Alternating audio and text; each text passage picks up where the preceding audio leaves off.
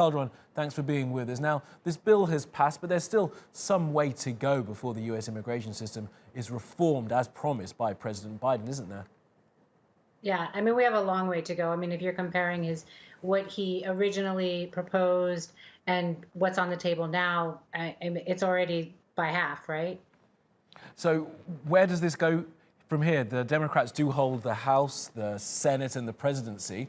So is it very likely that they will get to where they want to get to in terms of immigration reform?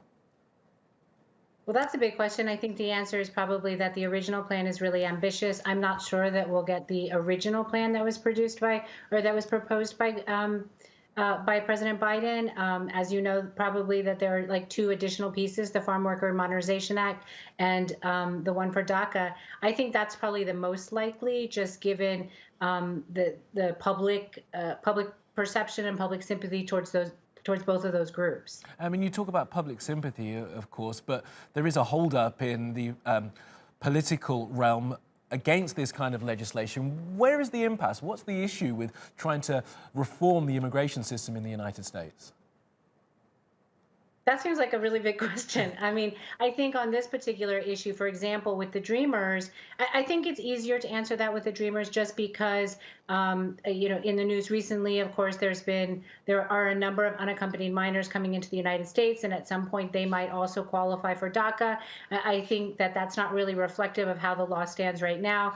Even our current DACA system has specific date and residency requirements that newcomers wouldn't actually be eligible for. So, I mean, honestly, I think it's about a misconception of what the current law is already. Mm-hmm. And immigrants who are currently in the United States, some who perhaps don't hold legal rights to stay, how are they at the moment? How is that community? Of course, under the Trump presidency, there was much fear about their status. Has that changed much under Biden?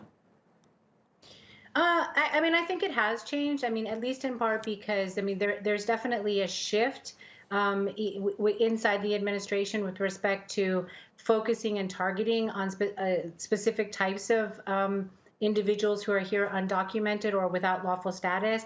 I mean, in the Trump era, it was sort of a blanket type of situation versus in the Obama era. And again, in the Biden administration, there is a focus on targeting, specifically with respect to enforcement operations, targeting undocumented or unlawful people who have criminal convictions, who pose a danger to our society, et cetera, et cetera.